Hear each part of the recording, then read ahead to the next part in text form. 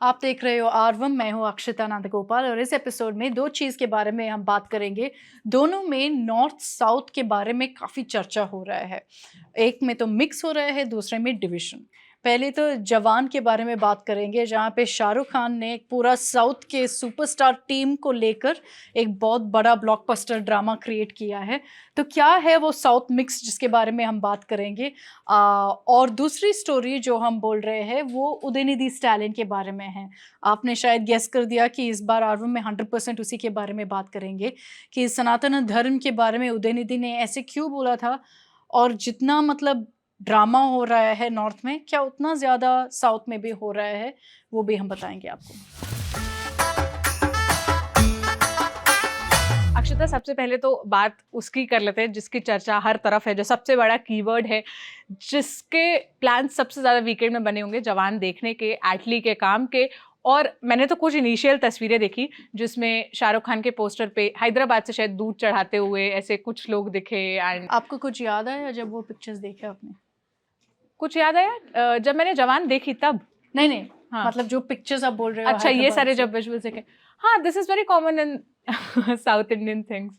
मतलब वही मैं बोल रही हूँ कि मतलब मेरे को लग रहा है, मैंने फिल्म नहीं देखी बाय द वे, क्योंकि G20 वीकेंड है, हम तो मतलब काम में ही है पूरा दिन। मैंने देख ली। हाँ, तो मैं आऊँगी उस पर ये जो इमेज है पोस्टर्स का, वो बस याद रखिए, क्योंकि वो पहले भी आपने देख चुके होंगे। हम इतने बार आर्वम में डिस्कस किए हैं कि क्या ये है unique feature of Tamil films, of Telugu films, अभी हिंदी फिल्म्स में भी हो रहा है, क्यों?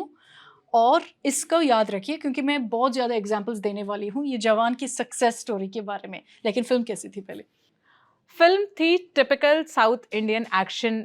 उसमें आपको देखने को मिलेगा टिपिकल मास फिल्म। जो ट्रेलर ने प्रॉमिस किया वही फिल्म ने डिलीवर किया कि it is going to be very huge, बड़ा सेटअप, बहुत Larger than grand life। Everything, action.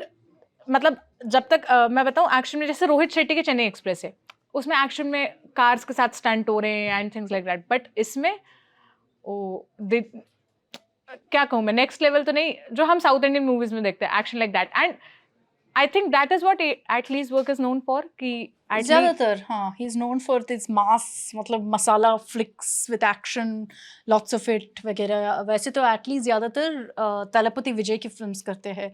मेर्सल थी, बिगिल, बहुत ज़्यादा फिल्म्स है जो बहुत बड़ा हिट्स थे। और ऐसे ही मतलब it was largely known to be action entertainers, massy films with a lot of messaging also. मतलब पूरे फिल्म में आपको लगेगा कि हाँ, थोड़ा सा मतलब जाइब ले रहे हैं इस पे, या कुछ मैसेज दे रहे हैं, सोसाइटल मैसेज दे रहे हैं। वो है usually at least films. Political message भी देना थोड़ा कि सा हाँ, मतलब एक सटल पॉलिटिकल मैसेज यहाँ पे वहाँ पे, वैसे पूरा का पूरा फिल्म एक मैसेज नहीं होगा। They kind of add it into the dialogues, वैसा है। तो एटली उसी के लिए पॉपुलर है।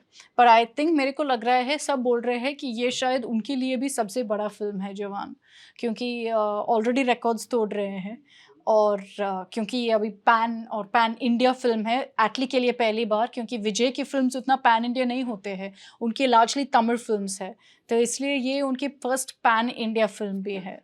तो एटली के काम के बारे में और थोड़ा सा बताइए। क्या वो बहुत यंग है, मतलब as compare to other he directors? Is young, yes. Also उनके और उनकी वाइफ प्रिया एटली दोनों काफ़ी इन्फ्लुएंशियल हैं चेन्नई सर्कल्स। मतलब they known to be very like influencers, local people जो बहुत काम करते हैं। वैसे तो अगर आप देखोगे, उनके और अनिरुद्ध की फ्रेंडशिप भी बहुत ज़्यादा पॉपुलर है। अनिरुद्ध है the music director of background music और हाँ, बाकी सब कुछ। म्यूजिक डायरेक्टर है। और अनिरुद्ध का स्टेटस यही है कि आफ्टर AR रहमान, अनिरुद्ध सबसे बड़ा है साउथ में। तो वैसा एक स्टेटस मिला है उनको। जैसे मतलब आप उनके फिल्म्स में अगर देखोगे, नीचे लिखा होगा एन अनिरुद्ध म्यूजिकल। जो यूजुअली आप देखोगे एन AR रहमान म्यूजिकल, वैसे एन अनिरुद्ध म्यूजिकल भी शुरू हुआ है। अनिरुद्ध कौन है अगर आप पूछोगे? कोलावेरी, वो उनके क्लेम टू फेम था। सबसे फेमस हाँ, वर्क सबसे ऑफ अनिरुद्ध फेमस। और वहाँ रविचंद्रन। से मतलब उनका मासी सॉन्ग्स ही उनके सबसे बड़ा कॉलिंग कार्ड है। जेलर जो सबसे रिसेंट रजनी फिल्म था, उसमें भी अनिरुद्ध का ही म्यूजिक डायरेक्शन था। तो ये मतलब एक हिट कॉम्बो है एंड शॉर्ट हिट फॉर्मूला है साउथ में। अभी मेरे को लग रहा है कि आपकी जो नॉर्थ इन ऑडियंस है, उनको भी थोड़ा सा टेस्ट मिला है कि आपके जितना भी साउथ मसाला एक्शन एंटरटेनर्स होंगे, वो सब ऐसे ही है। मतलब तो आप you spoiled for choice essentially in the south, क्योंकि आपके Ajith, Vijay, Suriya to some extent, Rajinikanth, Kamal Haasan to some extent, ये सब यही करते हैं। तो जो SRK अभी कर रहे हैं वो एटलीस्ट 5 सुपरस्टार्स ऐसे ही करते हैं तमिल में, सिर्फ तमिल में। तो आप समझ सकते हो कि मतलब वहाँ पे कितना एक अच्छा सा इंडस्ट्री है इसके लिए, और इसी की वजह से इतना अच्छा से एक फिल्म जो मतलब पूरा का पूरा एंटरटेनर बना है। लेकिन मेरे को लगता है कि जो शाहरुख खान ने किया है वो सबसे स्मार्ट है, क्योंकि बॉलीवुड की फिल्म्स उतना अच्छा से नहीं चल रहा है। आपके मासी बॉलीवुड फिल्म्स जो है कुछ ना कुछ बोलते हैं कि ये थोड़ा वीक है, वो थोड़ा वीक है। तो शाहरुख खान ने पूरा एक्सपोर्ट कर दिया, मतलब साउथ को लेकर सब कुछ साउथ से बना दिया। एक्ट्रेस साउथ है, नयनतारा तमिल एक्ट्रेस है जो मतलब लेडी सुपरस्टार बोलती है उनको। प्रियामणि थी उसमें, Atlee, Anirudh, I think Yogi Babu Hindi version में नहीं था, जो मतलब बहुत बड़ा एक्टर है तमिल में। तो और जो प्री रिलीज इवेंट था वो भी एक बहुत पॉपुलर ट्रेट है तमिल फिल्म इंडस्ट्री में, कि रिलीज के पहले एक बहुत बड़ा पब्लिक इवेंट रखो। हाँ, चेन्नई में जैसे शाहरुख खान हाँ, देखे गए और चेन्नई college में event। किया था। तो मेरे को लग रहा है कि शाहरुख खान ने डिसाइड किया कि देखो जो साउथ फॉर्मूला है वो मैं यूज़ करूँगा, इसलिए 6 AM शोज़, 4 AM शोज़ के बारे में बात कर रहे थे लोग, और इसके पहले ऐसे कभी नहीं हुआ हिंदी फिल्म्स के लिए। ये एक बहुत यूजुअल प्रैक्टिस है साउथ में। थिएटर के बाहर नाच गाना, गाने पे मतलब इतना ज़्यादा ड्रामा अंदर थिएटर में, बाहर थिएटर की एक फेस्टिवल जैसा लगता है। ये सब इट्स बेसिक मतलब trademarks of your south masala entertainers, क्योंकि एक पूरा एक्सपीरियंस बन जाता है ना। और आप देख लो कि रजनी फिल्म के टाइम में सेलिब्रेशंस कैसे होगा, उसमें से पोस्टर्स रजनी का हटाओ, SRK को डाल दो और सेम टेम्पलेट है। मतलब जिस तरह से हम अभी तस्वीरें देख रहे हैं वो साउथ का एक बहुत नॉर्मल चीज है कि वहाँ कोई भी फिल्म आ रही हो, चाहे वो रजनीकांत की हो, फैंस ऐसे ही ऐसे ही करेंगे, करते हैं ऐसे ही क्योंकि सेलिब्रेट होगा। आप वो एक फेस्टिवल जैसे मनाते हैं, और रिलीज के दिन पे इतना ज़्यादा ड्रामा होता है। फिल्म्स का रिलीज जो है वो 6 AM 4 AM शो पे पूरा सोल्ड आउट रहता है। तो मेरे को लगता है कि SRK ने उसका ही टेम्पलेट फॉलो कर दिया इसमें, और मतलब उससे सक्सेस हुआ है। तो मैंने एक जैसे ट्वीट पढ़ा कि it's a very beautiful combination of north and south, कि नॉर्थ का सबसे बड़ा स्टार और साउथ के सबसे फाइनेस्ट डायरेक्टर जो इस चीज़ के लिए जाने जाते हैं, वो दोनों ने कोलैबोरेट किया। It's such a masterpiece is created. Masterpiece वाले कमेंट पे तो मैं कुछ नहीं कहूँगी कि मास्टरपीस है या नहीं, ये तो जो फिल्म देखते हैं, जो क्रिटिक्स है, जो एनालाइज करते हैं, वो ही कमेंट करें।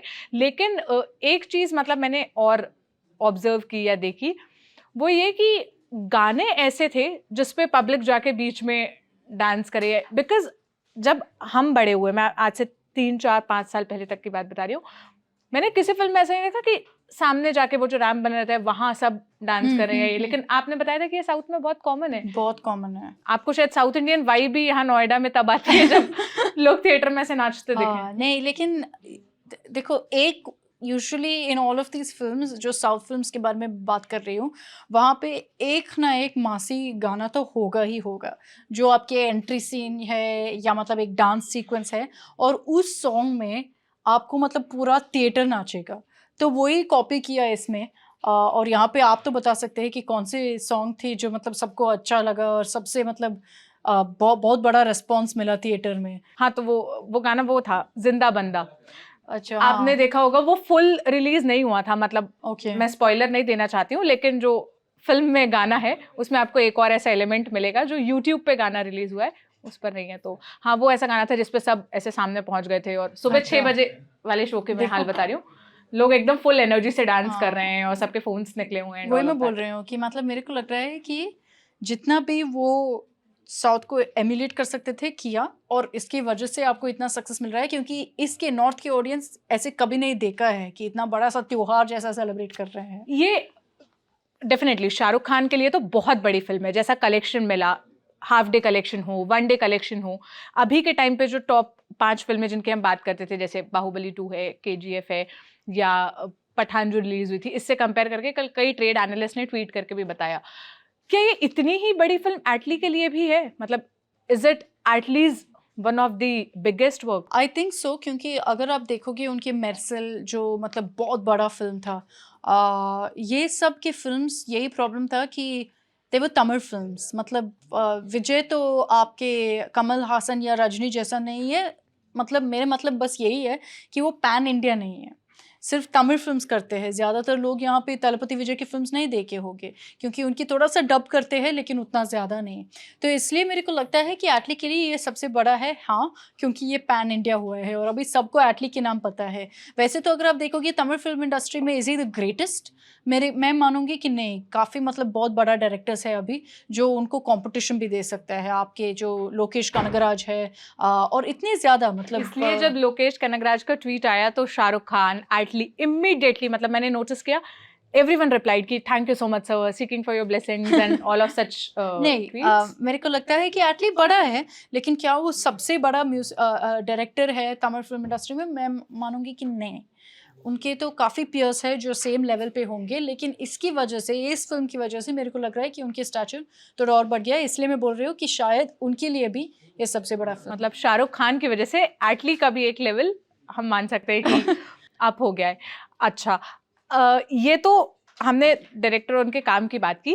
परफॉर्म कैसा कर रही है, मतलब फैन क्लब्स ने जो हमने पिक्चर्स देखी है वो जिस तरह से रिएक्ट करे, उससे इतर लोगों का क्या रिएक्शन है, कॉमन परसेप्शन क्या है? ये क्या हम लता से बात कर लें? हाँ, लता श्रीनिवासन से पूछ ले, क्योंकि मैं तो मतलब नहीं बोल सकती हूँ, क्योंकि आप वहाँ हैं नहीं। तो लता से ही हम पूछते हैं कि वहाँ कैसा आखिर परफॉर्म कर रही है और कैसा रेस्पॉन्स है लोगों के बीच, जो आम जनता है मेरे और अक्षता की तरह। जवान चेन्नई में और तमिलनाडु में और Telangana, that is Telangana, Andhra Pradesh, speaking states में कल फर्स्ट डे का box office it made revenue of 5 crore, so 10 crore का रेवेन्यू हुआ। नाउ ये बहुत अच्छी बात है शाहरुख खान के लिए और रेड चिलीज एंटरटेनमेंट और प्रोड्यूसर्स के लिए, but as far as Tamil cinema और तमिल ऑडियंस की बात है, एटली की फिल्म्स के टेम्पलेट का है जवान, क्योंकि वो एटली अभी तक 4 फिल्म डायरेक्ट किए हुए हैं, राजा रानी, देन मेरसल, बिगल एंड तेरी, 3 फिल्म्स विजय के साथ। सो उनका टेम्पलेट मास मसाला कमर्शियल एंटरटेनमेंट है। What does that mean? कि वो 3-4 थीम्स लेता है और सबको इंक्लूड करता है with a lot of romance, with a lot of fights, song and dance, और यही है और यही भी यू फाइंड जवान में भी। नाउ तमिल ऑडियंस के लिए जो जवान में है वो न्यू नहीं है। उन्होंने पहली एटली फिल्म में देखा है, मेरसल, बिगल और तेरी, तीनों जिसने विजय का हीरो था, वो वही टेम्पलेट है जिसने वो यूज किया है शाहरुख खान के लिए, किंग खान के लिए बॉलीवुड में। तो हिंदी ऑडियंस के लिए ये बहुत नया होगा, ये मास मसाला एंटरटेनर, पर तमिल ऑडियंस के लिए ये पुराना है, old wine in new bottle जैसा, वही है। Now coming to Atlee John, Atlee का तिरुपुरम कुंड्रम, वो मदुरई के पास एक छोटा सा विलेज है जहाँ वो टेम्पल बहुत फेमस है, वो वहां का है। तो he is a small town boy, पर वो सत्यभामा में he did his education, Satyabhama university जो चेन्नई में है, सो ही इज वेल एजुकेटेड। और बहुत अहम बात यह है कि वो डायरेक्टर शंकर का असिस्टेंट डायरेक्टर रह चुके हुए हैं। So he is done 2 films with Shankar, including Nanban, which was the remake of 3 idiots. जो बॉलीवुड में 3 इडियट्स था, शंकर ने रीमेक किया है तमिल में, और एटली उनका असिस्टेंट डायरेक्टर रह चुके हैं। तो Atlee is well versed with the Shankar style of film making. और जब मैं कहती हूँ Shankar style of film making, यही है कि यू नो लार्ज एंटरटेनर्स, जहाँ larger than life, you know lots of action जो शंकर फिल्म्स में होते हैं, यू नो वही यूज किया है। दैट टेम्पलेट एटली कॉपी करते हैं उनके फिल्म्स में, but to a smaller extent, not as big as Shankar of course. Lata ने जो बात कही, मैंने एटली का ट्विटर खोल रखा है और एक और मजेदार बात बताती हूँ। उनके ट्विटर बायो में लिखा है कि डायरेक्टर ऑफ राजा रानी, तेरी, मर्सल, बिगिल और जवान। मतलब ये उनके ऐड किया। हाँ, उनकी 5 बड़ी चीजों में एक ये भी है। और ऑल्सो जो उनका पहला ट्वीट है जो पिन कर रखा है वो है कि बुर्ज खलीफा में जो लिखा है an Atlee film. I think Atlee के लिए फर्स्ट टाइम होगा, लेकिन शाहरुख खान की जितनी भी फिल्में रिलीज हमेशा बुर्ज खलीफा पे डिस्प्ले करते हैं। हाँ, वैसे तो साउथ फिल्म्स उतना बड़ा मतलब दुबई में ऐसे स्क्रीनिंग नहीं करते हैं, लेकिन हाँ, एटली का जो प्रोफाइल है उसमें तेरी, बिगिल, मेरसल सब विजय की फिल्म्स है। राजा रानी नहीं, लेकिन ये तीनों फिल्म्स विजय के हैं। तलपति विजय। तो इस बार क्या लोग ऐसे डिसअपॉइंट नहीं हुए कि वी वर एक्सपेक्टिंग एक बहुत छोटा ज्यादा सा रोल होगा? तमिल फिल्म में सोच रहे थे कि थोड़ा सा कैमियो होगा, क्योंकि एटली और विजय की बहुत बड़ा मतलब इक्वेशन और केमिस्ट्री है। ये काफ़ी डिस्कशन भी हुआ था कि जो प्री रिलीज इवेंट था चेन्नई में, उसमें भी बोल रहे थे कि विजय आएंगे, फिर बोल दिया कि नहीं, उनकी शेड्यूल की वजह से नहीं आ पाएंगे। लेकिन सबको मतलब यही सस्पेंस था कि क्या वो कैमियो करेंगे। हाँ, लेकिन डिसअपॉइंट हुआ वो थोड़ा सा। मतलब आपके लिए पता नहीं कि एक ये दे दिया मैंने कि नहीं, but whether I given a spoiler, पर हाँ नहीं है उसमें। नहीं, थलपति विजय का तो ऐसा मतलब कुछ खबरें भी नहीं थी हाँ, कि नहीं, हिंदी वाले अगर वर्जन अगर में तो वो था नहीं तो है। फिर सबको पता होगा, तो इसलिए मतलब इतना बड़ा स्पॉइलर भी नहीं है। और हिंदी वाले वर्जन का तो मतलब मुझे ऐसा नहीं लगता कि कुछ इतना एक्साइटमेंट हाँ, था भी इस हाँ। बात का कि वो है।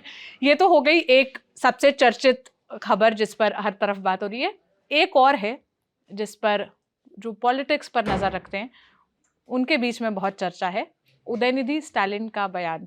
उदयनिधि स्टालिन पे हमने आरवम के एक और एपिसोड में बात की थी, जब शायद उनको डेप्यूटी सीएम बनाने की ऐसी कुछ चर्चा चल रही नहीं, हाँ, थी और मिनिस्टर बना स्पोर्ट्स दिया, मिनिस्टर हाँ। जब दिया गया था, तब हमने विस्तार से बात की थी उदयनिधि स्टालिन का काम और उनका जो मतलब Correct. इंडस्ट्री में वर्क है। लेकिन इस बयान पर आप क्या सोचिए, मतलब वो बवाल वहां कैसे चल रहा है?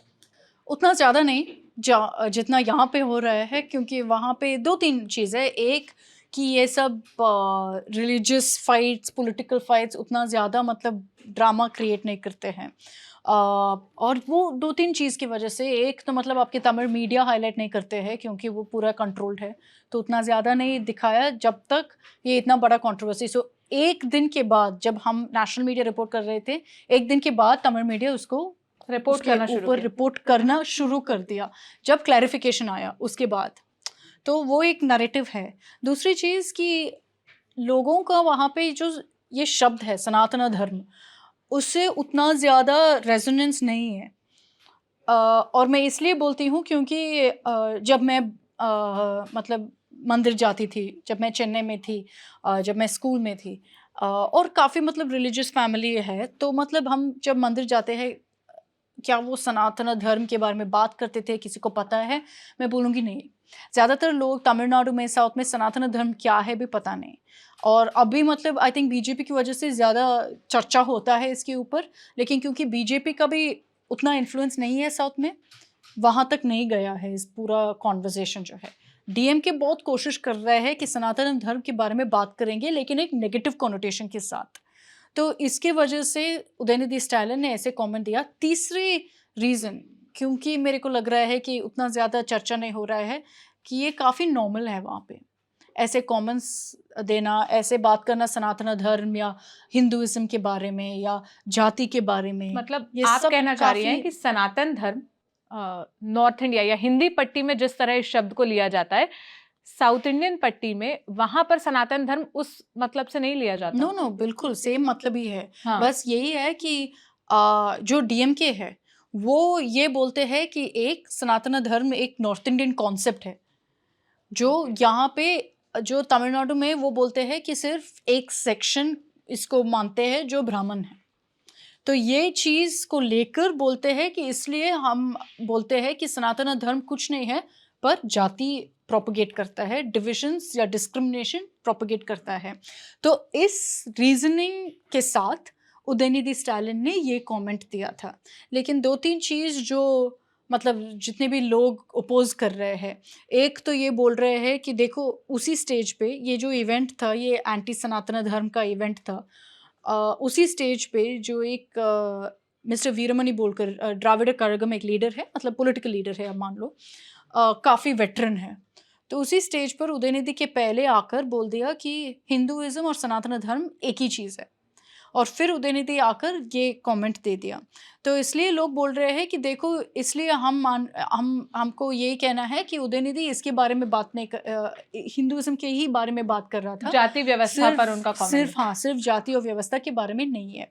दूसरी चीज जो मतलब मेरे को लग रहा था कि बहुत कंट्रोवर्सी हो रहा है यहाँ पे, कि वो जेनोसाइड की शब्द यूज किया। तमिल में जो शब्द यूज किया वो ये था कि ओरिकनम, मतलब एराडिकेट, रिमूव, वाइप आउट, वैसा है।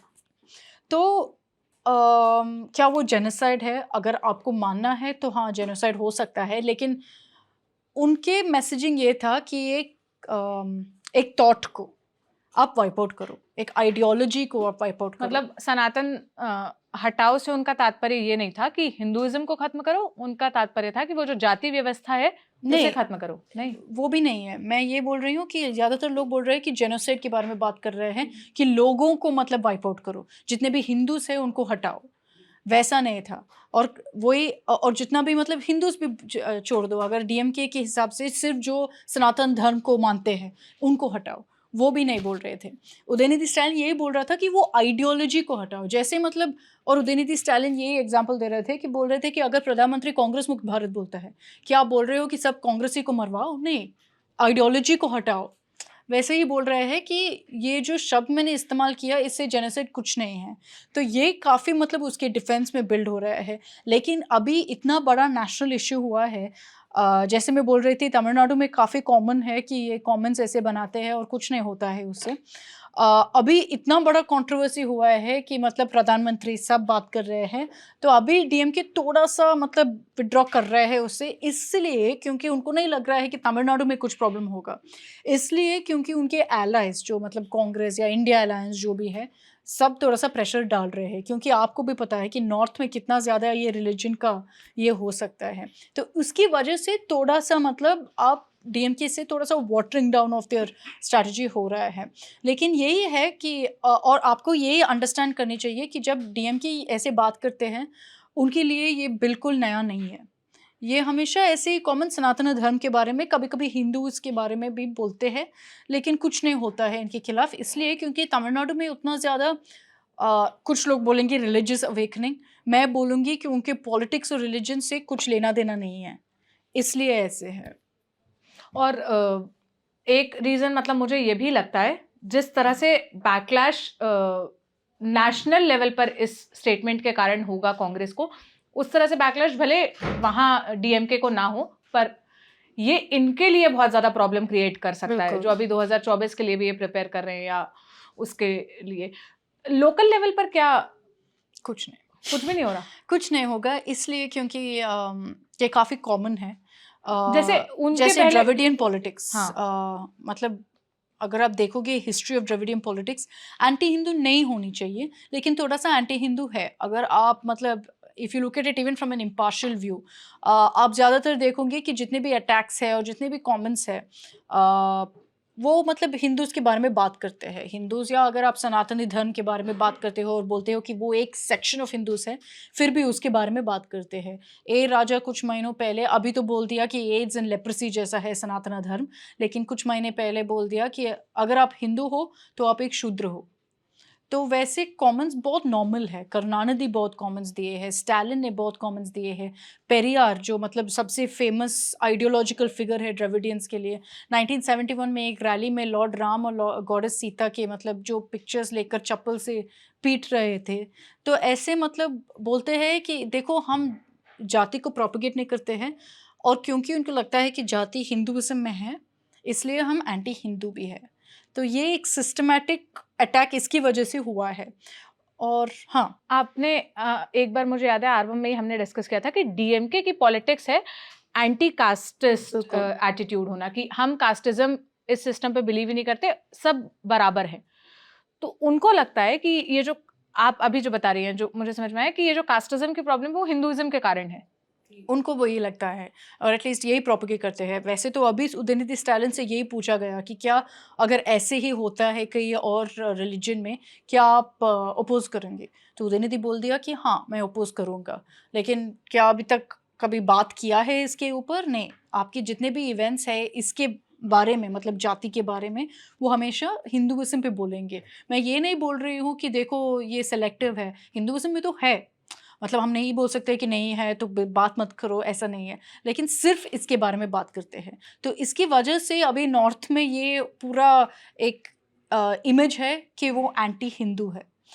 अगर आप देखोगे तमिलनाडु में सबसे मतलब खूबसूरत मंदिर है, सबसे ज्यादा मंदिर है और वहाँ तमिलनाडु भी में। लोग उसको ज्यादातर रिलीजियस है वहाँ पे। मतलब यहाँ से अगर मैं मेरे से पूछोगे कि नोएडा, दिल्ली में, मुंबई में, तमिलनाडु में क्या लोग कहाँ पे ज्यादातर रिलीजियस है, मैं मानूंगी 100% कि तमिलनाडु में ही है, क्योंकि लोग बहुत ज्यादा रोज मंदिर जाते हैं, बहुत ज्यादा ये इस पे मानते हैं, रिलीजन पे।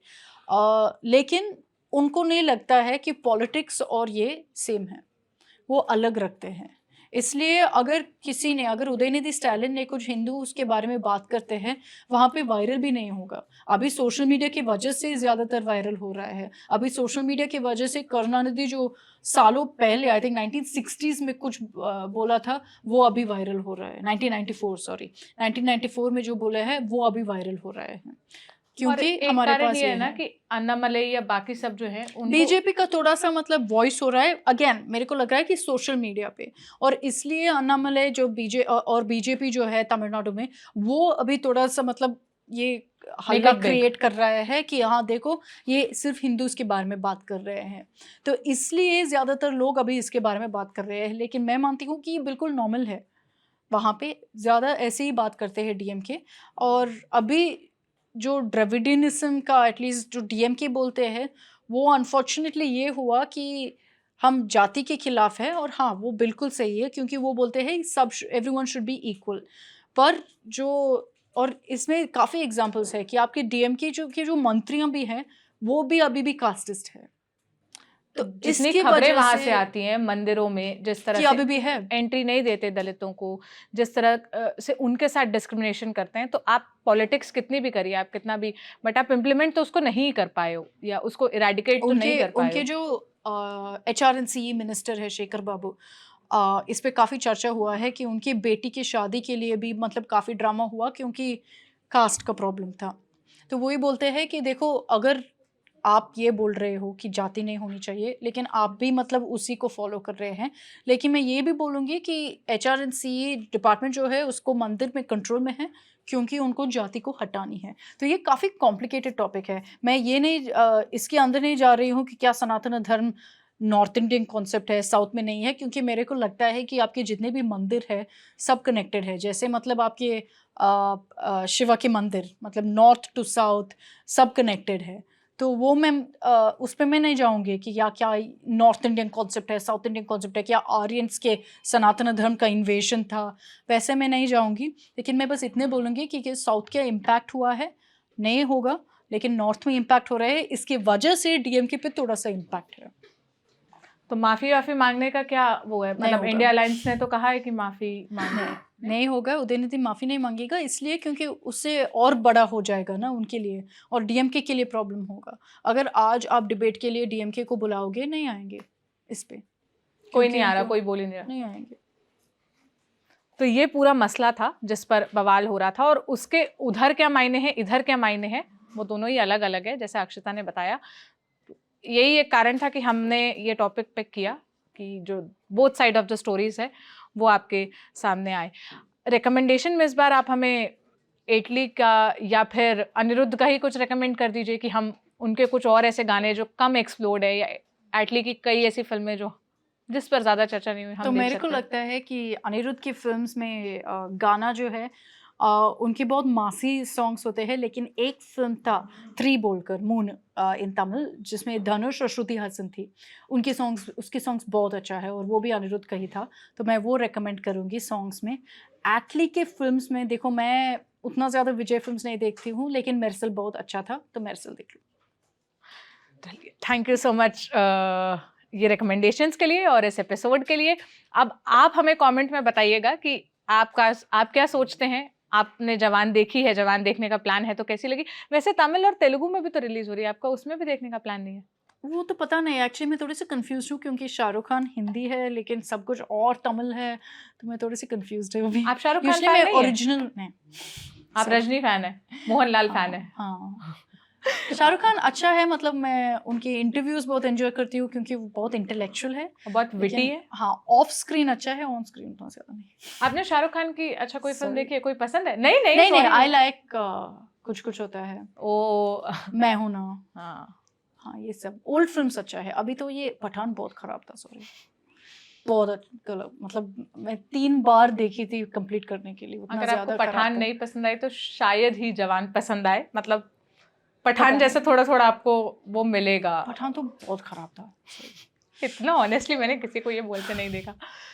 तो हम इसी नोट के साथ ये एपिसोड यहाँ खत्म करते हैं। आपकी क्या राय है, आपको जवान कैसी लगी, देखने का प्लान है तो बताइएगा। आर्टली के बारे में जो आपको नई जानकारियाँ अक्षता से मिली वो कैसी लगी, आप वो भी बता सकते हैं।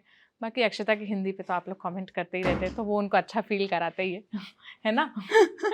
ठीक है, अगले एपिसोड में फिर मुलाकात होगी अगले संडे किसी नए टॉपिक के साथ। शुक्रिया।